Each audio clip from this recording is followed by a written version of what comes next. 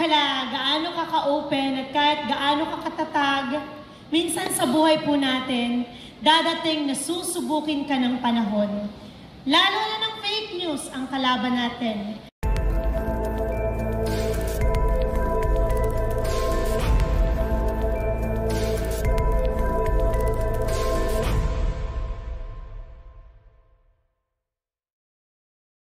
At sumuporta.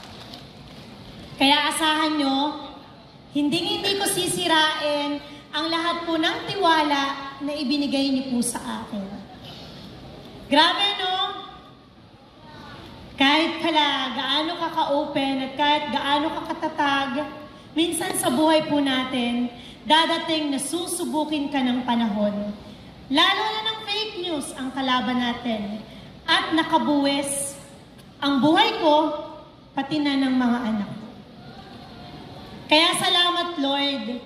Ilang beses mo na akong niligtas. At nagpapatunay na kapag wala ka talagang ginagawang masama, hindi ka niya talaga pababayaan. At sa totoo lang po, nakikita niyo naman lahat ng updates ko kung gaano ka busy lahat po ng ginagawa namin para kay Brilliant Skin. Pero ang nakakalungkot, minsan napapabayaan ko na po talaga ang sarili ko. Last weekend, na-hospital na po ako dahil sa sobrang pagbi-bleed. Ayaw na po akong pagtrabahuhin ng lola ko po. At saka po lahat ng nakapaligid sa akin.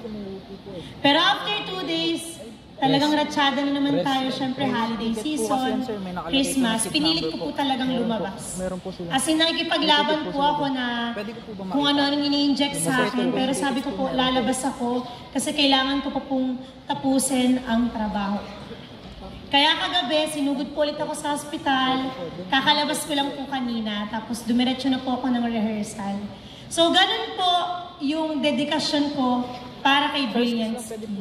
Grabe po yung, hindi ko po ma-expect hindi ko po ma-explain kung bakit ko po ito ginagawa pa rin until now. Kasi kung pera lang po ang pag-uusapan, ang dami ko na pong realization na mas mahalaga po ang oras ko sa mga anak ko.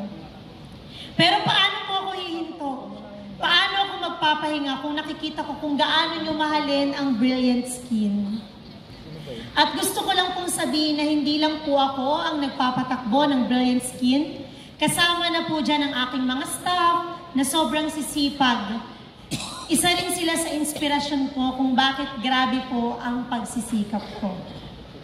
Tumay inang, sa pamilya ko, salamat sa palaging pag-aalala nyo para sa akin. To my MG and to my MB, mahal na mahal kayo ni Mami para sa inyong lahat ng ginagawa.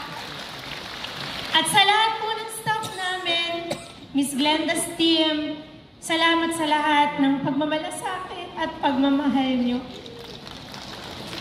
Marami pa sana akong gustong sabihin, pero marami pa po akong sorpresa para sa inyong lahat sa ating Brilliant Awards 2023, the brightest of all time.